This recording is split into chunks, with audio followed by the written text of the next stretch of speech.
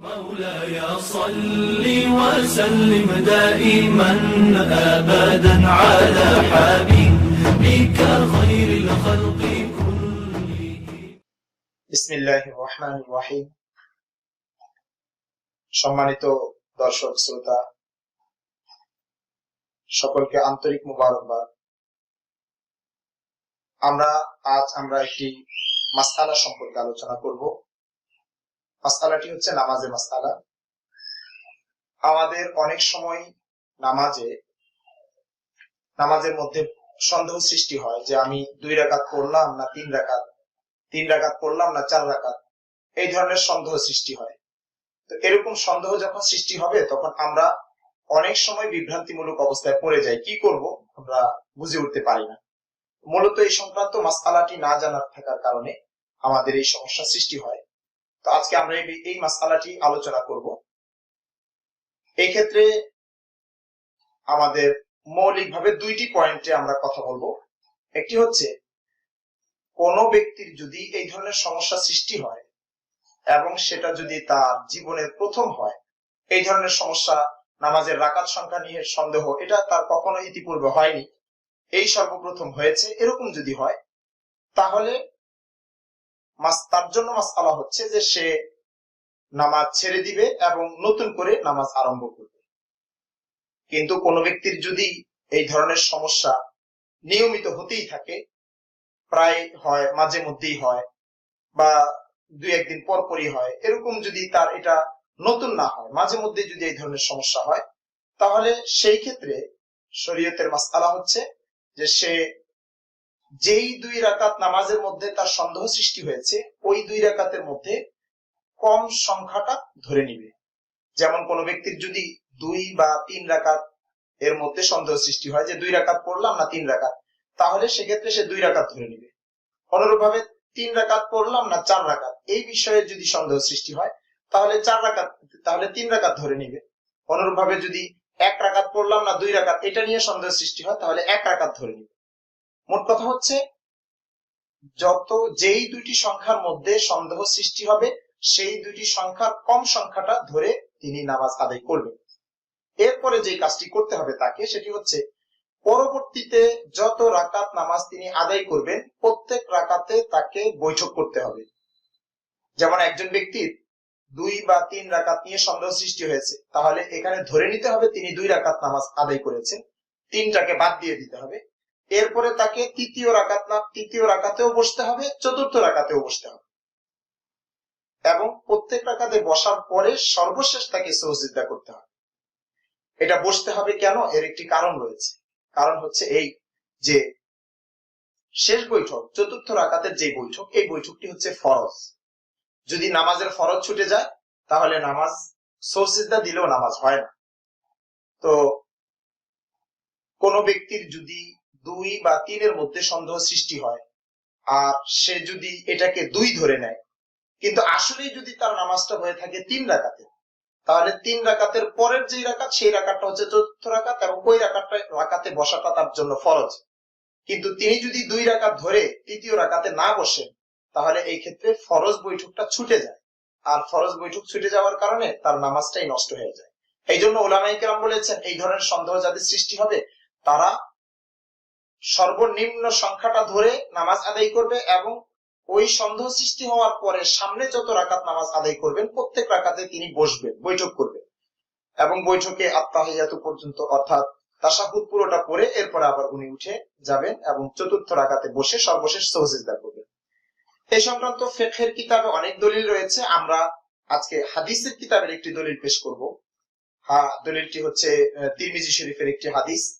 এই হাদিসের মধ্যে হুজুর সাল্লাল্লাহু আলাইহি ওয়াসাল্লাম বলেন, রুবি আনিন নবী সাল্লাল্লাহু আলাইহি ওয়াসাল্লাম আন্নাহু ক্বাল ইযা শাক্কা আহাদুকুম ফিল ওয়াহিদাতি ওয়াস সিনতাইন ফালিয়াজআলহুমা ওয়াহিদা ওয়া ইযা শাক্কা ফিল ইসনাতাইনি ওয়াস সালাস ফালিয়াজআলহুমা ইসনাতাইন ওয়া ইয়াসজুদু ফি যালিকা সাজদাতাইন ক্বাবলা আন ইউসাল্লি। তিরমিজি শরীফের 90 নম্বর পৃষ্ঠার হাদিস।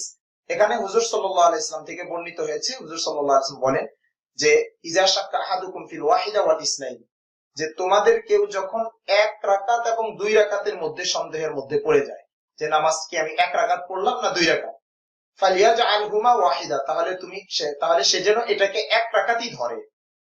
অনুরূপ ভাবে ইজা শাক্কা ফিল ইসনাতাইন ওয়াস সালাস, যদি কোনো ব্যক্তি 2 অথবা 3 এর মধ্যে সন্দেহ সৃষ্টি হয়, ফালিয়াজআলহুমা ইসনাতাইন, তাহলে সে যেন এটাকে 2 ধরে, 3টাকে যেন বাদ দিয়ে দেয়। এরপরে ওয়াসজুদু ফি যালিকা সাজদাতাইন ক্বাবলা আন ইউসাল্লিম, এরপরে সর্বশেষ যেন সে সালাম ফিরানোর পূর্বে সে যেন সাহু সিজদা করে। এইভাবে আমল করলে তার জন্য নামাজটা আদায় হয়ে যাবে। প্রাসঙ্গিক ভাবে আমরা নামাজের আরেকটি মাসআলা আলোচনা করছি আজকে আমাদের শ্রোতা এবং দর্শকদের জন্য। সেটি হচ্ছে অনেক সময় আমরা নামাজে রাকাতের সংখ্যা ভুলে যাই। তো ভুলে গিয়ে এমন ভাবে ভুলে যাই যে আমাদের আসলে রাকাত সংখ্যা মনে করার কোনো উপায় থাকে না। সেই ক্ষেত্রে পার্শ্ববর্তী যিনি আমার সঙ্গে নামাজ শুরু করেছেন, একই সঙ্গে শুরু করেছেন বা তিনি নামাজ পড়ছেন, তো তার নামাজকে ফলো করে আমি কি নামাজটা শেষ করতে পারবো কিনা। তো এই ক্ষেত্রে শরীয়ত কি বলে? এই ক্ষেত্রে শরীয়তের মাসআলা হচ্ছে যে যদি নামাজে এই ধরনের রাকাতের সংখ্যা ভুল হয় আর পার্শ্ববর্তী ব্যক্তি যিনি নামাজ পড়ছেন তার নামাজকে ফলো করে যদি আমার নামাজ পড়ার সুযোগ থাকে, তাহলে তার নামাজকে ফলো করে আমি নামাজ আদায় করতে পারি। এই ক্ষেত্রে কোনো সমস্যা নেই, তার নামাজকে ফলো করেও আমি নামাজ পড়ে ফেলতে পারবো, কোনো অসুবিধা হবে না। এ বিষয়ে ফিকহের কিতাবে অনেকগুলো বর্ণনা রয়েছে। আমরা ফতুয়া হিন্দিয়া এর একটি বর্ণনা এখানে উল্লেখ করছি, 1 নম্বর খণ্ডের 131 নম্বর পৃষ্ঠায়। এখানে একটি মাসআলা রয়েছে, বলা হয়েছে রাজুলুন সাল্লা বিকাওমি ফালাম্মা সাল্লা রাকআতাইনি ওয়া সাজাদা সাজদাতা সানিয়া শাক্কা আন্নাহু সাল্লা রাকআতান আও রাকআতাইনি আও শাক্কা ফির রাবিআ ওয়াস সালিসা ফালাহিযা ইলা মান খালফাহু লিয়ুলামা বিহিম আন্না ইন কামু কামা হুয়া মাআহুম ওয়া ইন ক্বাদু ক্বাদা ইয়াতামিদু বিযালিকা ফালা বা'সা বিহি ওয়া লা সাহওয়া আলাইহি। এখানে যে মাসআলাটি আলোচনা করা হচ্ছে সেটি হচ্ছে যে একজন ব্যক্তি নামাজ পড়েছে, তো নামাজ পড়ার পরে তার নামাজের রাকাত সংখ্যা নিয়ে সন্দেহ সৃষ্টি হয়েছে।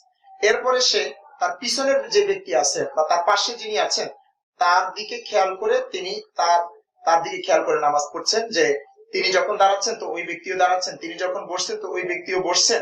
এইভাবে তিনি তার নামাজটা শেষ করেছেন। তো তার ব্যাপারে ফতুয়া হিন্দিয়ার বর্ণনা এসেছে ফালা বা'সা বিহি, এর কারণে তার নামাজে কোনো অসুবিধা সৃষ্টি হবে না, ওয়ালা সাহওয়া আলাইহি, এবং তার সিজদাও লাগবে না। এই ধরনের বর্ণনা আরো অনেকগুলো কিতাবে রয়েছে, যেমন আল মুহিতুল বুরহানি এই কিতাবের ভিতরে, এই কিতাবে কিতাবুস সালাত আল ফাসলুস সামিন আশার ফি মাসাইলিশ শাক এই বিষয়ে মাসআলা আলোচনা করা হয়েছে। এরপরে ফতুয়া হিন্দিয়াতে আরেক জায়গায় আরেকটি বর্ণনা রয়েছে 1 নম্বর খণ্ডে 92 নম্বর পৃষ্ঠায়। এরপরে আব্দুরুল মুখতারে 1 নম্বর খণ্ডে 597 নম্বর পৃষ্ঠায় এই বিষয়ে বিস্তারিত আলোচনা রয়েছে। এবং এ বিষয়ে সর্বশেষ চূড়ান্ত যে কথাটি বলা হয়েছে সেটি হচ্ছে যে পার্শ্ববর্তী কোনো ব্যক্তির নামাজের প্রতি খেয়াল করে যদি কোনো ব্যক্তি তার নামাজকে শেষ করে, তাহলে নামাজে কোনো ধরনের অসুবিধা সৃষ্টি হবে না এবং সুসিন্তাও লাগবে না। আশা করি আমাদের দর্শক এবং শ্রোতারা বিষয়টি বুঝতে পেরেছেন। আল্লাহ তাআলা আমাদের সকলকে আমল করার তৌফিক দান করুন। হাদা ওয়া সাল্লাল্লাহু তাআলা আলা খায়রি খালকিহি মুহাম্মদ ওয়া আলা আলিহি ওয়া আসহাবিহি আজমাইন। ওয়াসসালামু আলাইকুম ওয়া রাহমাতুল্লাহি ওয়া বারাকাতুহু। مولاي صل وسلم دائما أبدا على حبيبك خير الخلق